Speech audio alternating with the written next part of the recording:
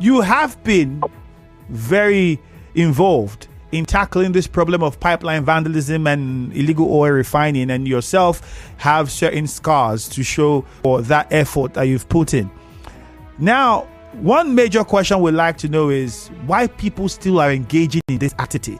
Do you, over the course of the years you've been involving yourself in this fight, have you been able to ascertain or figure out why we still have young people and even in some cases elderly people still involved in this illegal activity, despite the threat to their lives?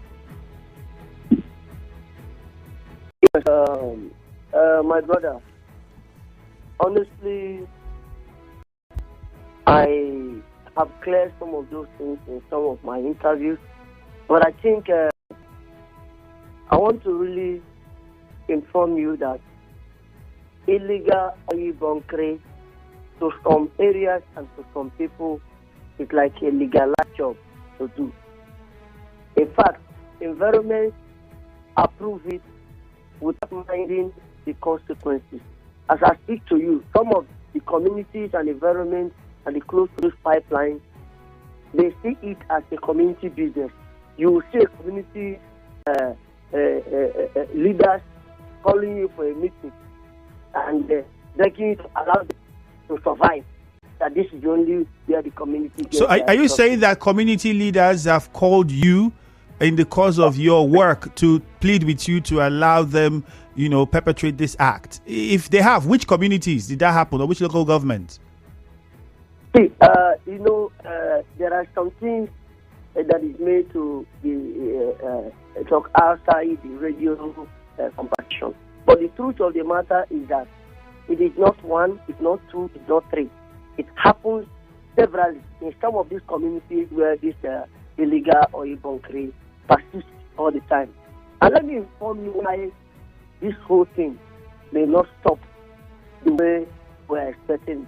Honestly, some of these are youth, that is, will I say youth, some of these people, because they are men, women, old men, you will see all kinds of human beings, including pregnant women, you see them there.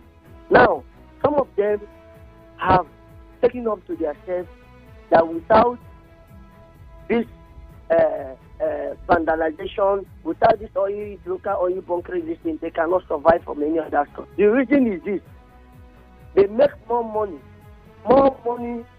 from illegal oil refining than any other business. In fact, some of them say they even make money more than professors in school. So what is the need of doing any other? So you're saying the money they make from engaging in this crime is the major reason why people. I told you last time that we arrest some people even when they have given them jobs to protect the pipeline. We arrested them, and at the end of the day, one of them was confessing that, look, this salary they pay of 230,000, 220,000 per month. That is not even up to what I pay my boy at one night. That was one of his confessions. I have the video. So the salary that they receive, they pay him every month. It's not even up to the money he gives to his boy per night after the illegal oil refinery. So you find out that they are not ready. They are not interested in a job. Some of them give them the job of 1,500,000 and they will refuse to do. They won't want to do it for 1 month. So it has entered them that they are not seeing it as a quick way of making money. So how about people who keep saying that the problem they are costing and all that? If I should inform you that at the area at Adah in Ebema area, going to Imo State, where close to 200 people died last time, which the president commented, the former president Buhari commented on that. I want to tell you that is the place before the founding of this time. That place was filled up with bunkering activity. It was then a place they were using to destroy it all the time, and that was where I was attacked. They nearly killed me. The same point where close to 200 people died in illegal oil bunkering. That one that happened last time. I don't know if you know exactly what happened. The place is even close to a refinery. There are about 2-3 illegal refineries not far from the road to that place where this thing happened. They load tankers, they come and park it on the highway. They will leave it there. During the day, they will start crossing. When you stop them, they say they have way bill. They always show way bill that is approved them to carry illegal refinery. And when the agent, they say they got it from the dump. So a lot is going on. They have almost legalized it. And with that, I don't even know where we're heading to. So you don't think this can be stopped at the rate at which it's ongoing now? Honestly, the area, why I look at this and I see the difficulty is that, honestly, even the security agencies sometimes will move with. If you want to do the proper job, you find out that you even have problem with your fellow security agencies that you are moving with. You understand? So the truth of the matter is that they see it as the easiest way of making money and the best way of getting quick money. So honestly, the way I'm seeing it, if the government did not come out and discipline any security agencies that get involved, I think that is the solution. If the government does not do that, the security agencies who are involved in this illegal bunkering or whatever is not dealt with, I think we are going to have a very long way of tackling this issue, no matter how we put it. Okay. Honestly, illegal oil bunkering is going on daily basis. All right. Let's take a commercial now. When we come back, the conversation will continue. So please just stay on the line for us. If you are listening, you've heard my guest and his opinion on this. You're also seeing the question we posed on Facebook. We need your response to it. Do you believe that it's because there are no jobs, or is it because of the huge gains from illegal refining? Three hearty cheers to our victorious governor.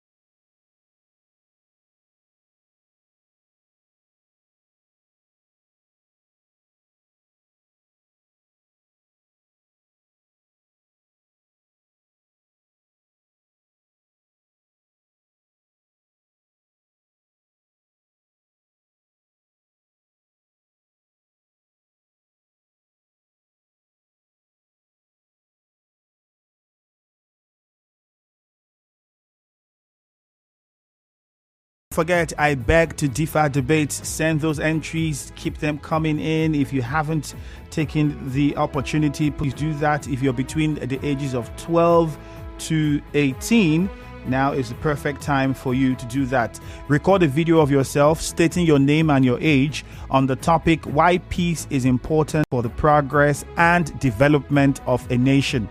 Now send those entries to socialph@nigeriainfo.fm. The deadline is today. Send it in and stand a chance to win ₦1,000,000 naira. Yes.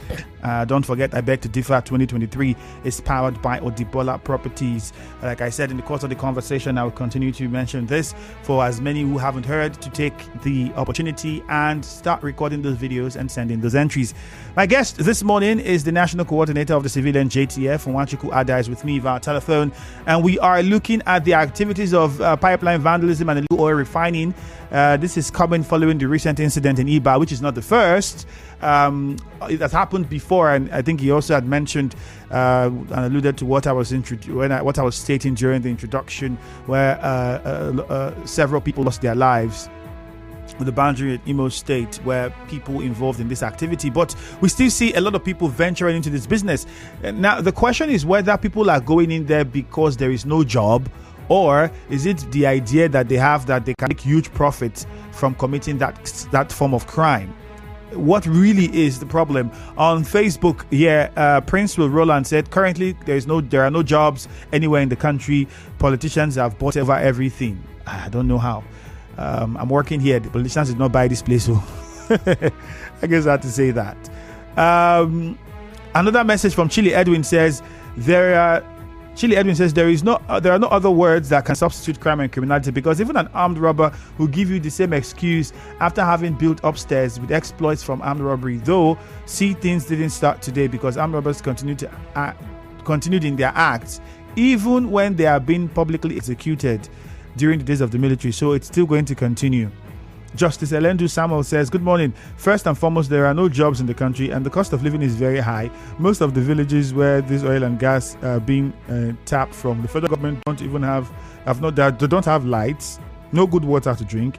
So why don't the people engage in illegal oil bunkering? Now, engaging in illegal oil bunkering doesn't bring light and water, because for what we know, it damages even further the ability to get good drinking water. In fact, while you're doing the job, you're breathing bad air. You are polluting the water. You're polluting your environment. Your skin cancer. There's a lot of things that can come out of this. Let's get back to my guest, who's still on the line. Mr. Nwachukwu, thank you for staying with us. Hello? Hello? I think we might have to try and re-establish contact. Mr. Adah, I don't know if you can hear us. Good morning. Stop. Is it because of money? Or is it because of no jobs? And my guess, you've heard him say, some people who engage in this that they've apprehended did not say it's because of job. They have jobs. But they say, the money that they make from committing this crime cannot be compared to what they are paid. So that's why they can't even, leave. They still want to continue in that crime. What do you think? 0817 923 0003. 0817 923 0007. You also heard him say certain communities would have meetings with security operatives, have meetings with them, and say, please, this is how our people survive. So you people should give us some slack so that we can this is how we make money. This is how our children survive. That is also now a problem coming from community leaders. He also mentioned security operatives who even work with these people who protect the pipeline and work with them, the civilian JTF people, and how some of them also would be wanting to prevent you from doing what is right because of the gains that they hope to get from that crime. All right, Letambari is in Bori. Let's start from there. Letambari, good morning. Hey, good morning, Andrew. Okay, go ahead. Yes, I wish your guest is still on the radio. I hope he's still on the line. We're trying to establish contact with him again. Whatever it is, you can go ahead. I've been looking for him. I I told you some time ago I wanted to speak with him, but however, let me contribute to your question.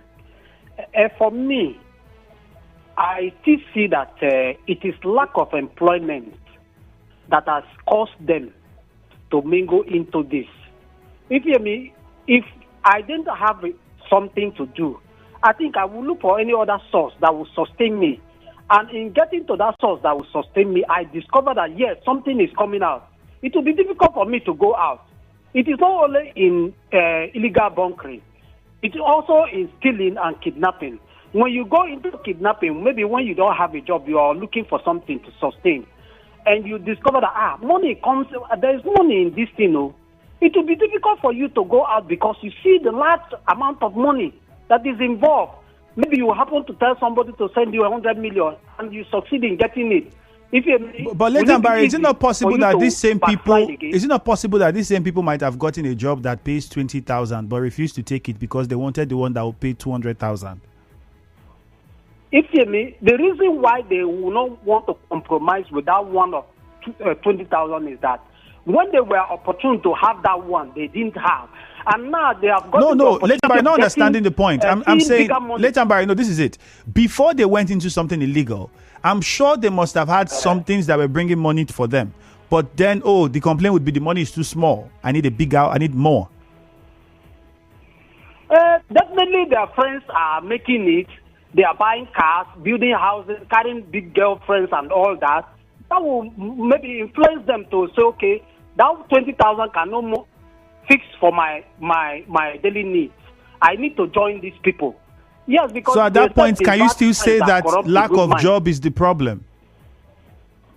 So job is the problem. If we are able to give them job, do some of these things, some of these people will not divert their interest to this because they see their friends making it excessively. All right, later, Barry. Let's go over to Ken in Ubimini. Ken, good morning. Good morning, hear me. Good morning to you. You see, there's one thing I want to let us to know here. We are talking about life. We are talking about life here. Considering the danger in this sort of business, one paramount thing we must bear in mind is this. If I am in this business, who knows the day it will happen? That is number one. Based on your question, Nwachukwu had said it all. It is because of the huge amount of money these people are making out of this illegal bunkering.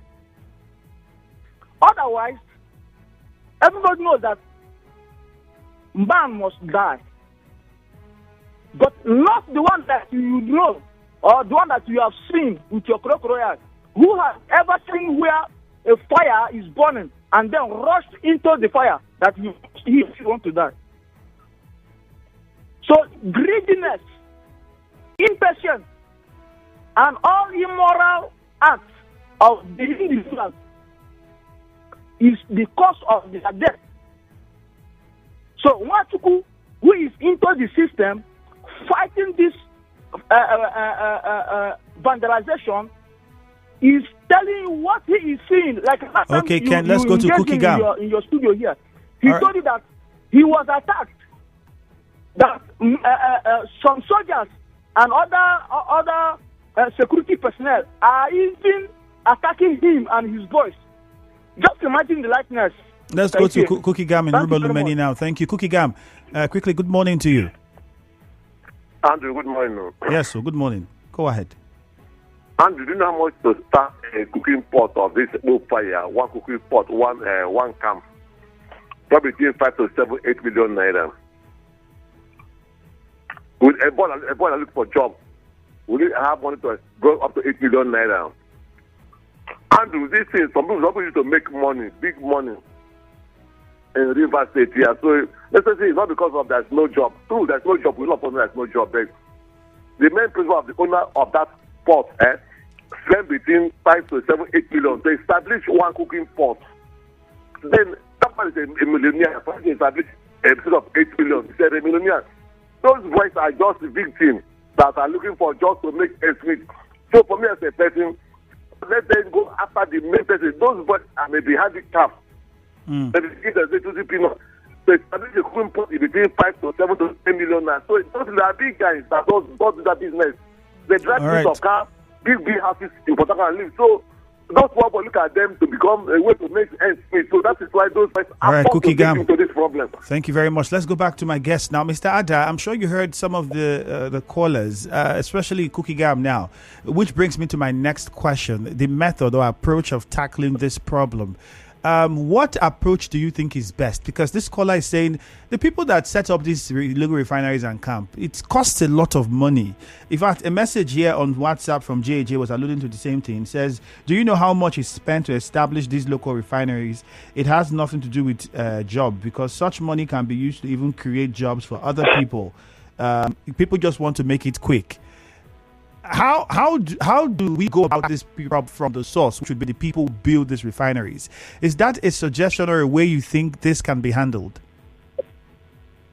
My brother, first of all, before I answer you, let me correct one of the impressions. One of our brother called on phone. He said, I said the army. Actually, I did not say the army. When I mean security agencies, there are a lot of different departments that fight illegal oil bunkering. The truth of the matter is that keep the army away from fight of illegal oil bunkering, everywhere will become local illegal refinery. Nobody, no other, I don't think any other security team can control it.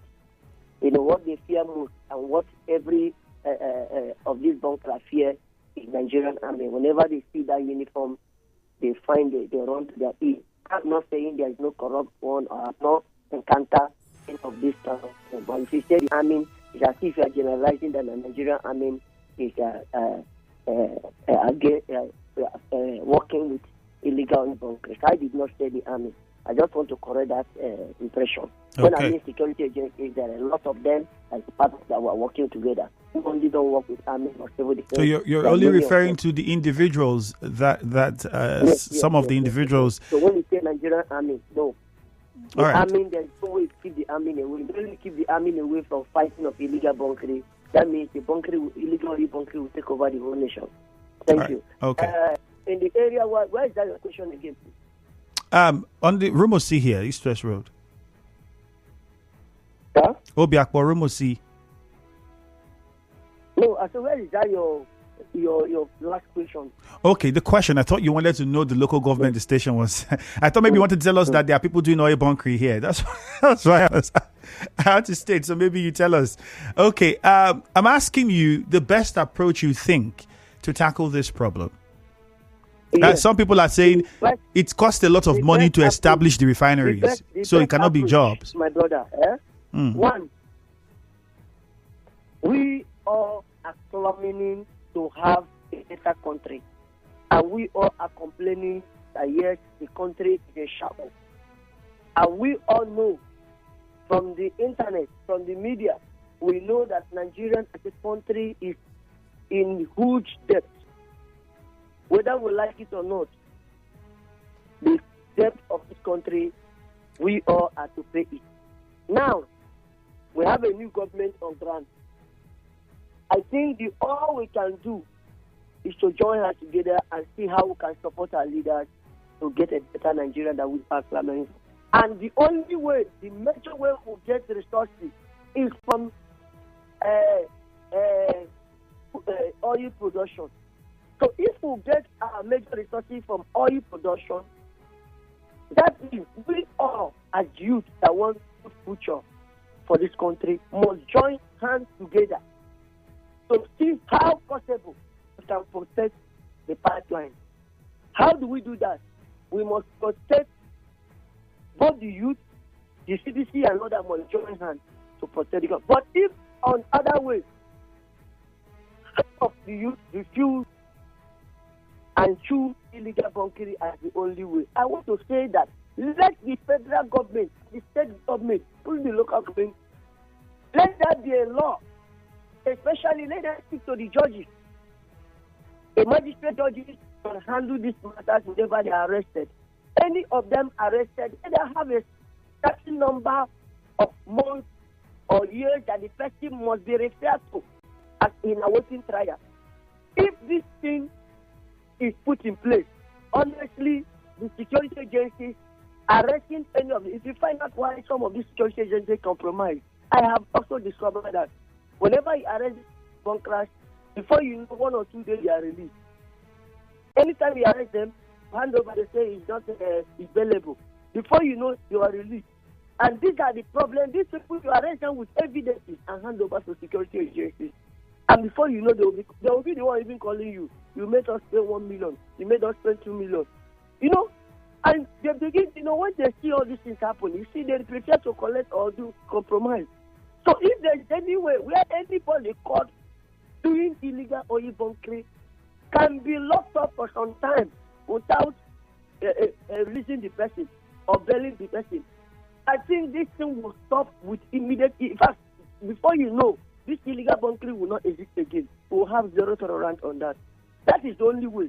Detaining them, having a law that will back it up, that at the end of the day, any of them arrested with evidence in the pipeline vandalizing it will be detained, or cooking illegal bunkering will be detained for social number of times. You will see them whenever they. In fact, I don't think it will exist anyway. That is the only solution. You believe that with that, the possibility of ending this totally, because some people don't think this can end completely, and people have suggested that unless we legalize it, but then legalizing it is also going to be another issue altogether. Some think that's the one of the best ways to tackle this problem. Coming to this legalizing your local refineries and all that, how do you legalize it? Licenses to build modular refineries?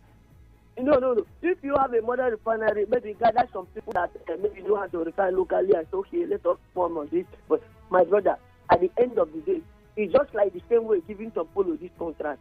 And Tompolo look at you, okay, some of you that are doing this illegal refinery, I will employ you all in your environment if you do want to monitor it. And at the end of the day, in some areas, there is still illegal oil bunkering. My brother, we cannot ask everybody. There is no way you will legalize it and all the people involved will become staff of company. At the end of the day, illegal bunkering will persist. The best way to do this thing is, one, let our refinery, Nigerian, work. Let our refinery work. And not be refining this oil outside. Fine, let them repair our refinery. We used to have state refinery. Let the federal government put it in place. Let the refinery start working, so that we know that we are producing our local district here. That is one. Secondly, let this, if anybody caught in illegal bunkering, be honestly. All right, let's open the phone lines and take. Speaking, are you aware that Ajib has told this thing? As I'm talking to you, Ajib is leaving. They are almost on their way going. Nigerian Ajib Oil Company. Are you aware? Are you saying that the reason for that would be because, yes, we're aware of all of that, and there's a lot of protest within the workers and the companies that will be buying and all of those interior works. But the major point, are you saying that they are leaving because of? Are you saying that this?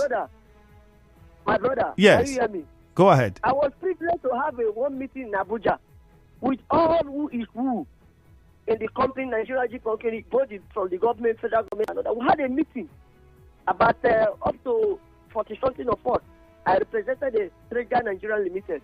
We had a meeting, and the complaint from the MD from Milan, that flowed from Milan, said that, look, that they are losing a lot of barrels of oil, and they are not mixing up with the government tanks, because they have to pay, after government takes their own percent, 60%, they have to pay tax, they have to do this, they have to pay salary and do projects, that they cannot continue as long as they keep on washing this kind of barrel of oil. So you see that the reason why they are going is because they are not meeting up to their own gain because of the loss of oil. So we are the ones checking that, and imagine how many millions of people working in Egypt, and as they are going now, imagine how many million people that will be stranded, that will not have jobs, especially our graduates. So you see that this whole thing is not going well. The best thing is for us to protect this. All right, let's open the phone lines quickly. Let's take a few calls. We'll just straight to the point as quickly as possible. David in Yenegua. Good morning, David. Yes, greetings from the city of Yenegua, my friend. All right, David. Andrew. Right, straight to the point with your contribution or question. That people have died as a result of their own personal negligence, their own personal will. I think it's a personal evolution. For me, that death is a personal evolution because you know what it takes. You know the adverse effect in going to play around petroleum products or bunkering or coal fire, as the case may be. So it's quite unfortunate that people refuse to reason. I have a saying that do not allow your stomach to control your head. So when people say there is no job, there is no job, as a matter of fact, there is no job. And if everybody decides to rob, who will be available for anybody to go and rob? Think about that, Andrew. All right, David, thank you. Jack in D-Line, good morning. Hello, Jack. Hello? Yes, good morning. Go ahead, Good Jack. morning, yes. Yeah, okay, in as much I'm not fully blame for the Pro Fire boys, I put the blame at the doorstep of the government. How many years now our refineries are not working? I even mentioned something similar. So, if the refineries are working, nobody will go out of his way to go and buy adulterated adulterated oil, either kerosene, fuel, that's PMS or diesel. We don't have all this. Even present, I understand there's a spike on fuel this thing. Most of the fuel stations have locked up because they feel they want to increase fuel increase. They want to make full increase. The common man masses use paraffin, kerosene to cook. Gas is expensive. So now, if they completely stop the poor fire, where will the poorest of the poor find kerosene to cook? So how I understand or I know, they don't import kerosene from outside the country as they do on PMS. So how would the poor people find kerosene to cook? All right, Jack.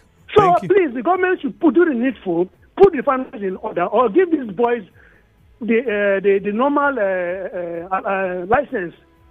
All right, with Jack. the modular refinery they promised them. Thank you. Let's go to our cricket now. Our last caller, Muriel, on the line. Hello, Muriel. Thank you. Good morning. Good morning, Muriel.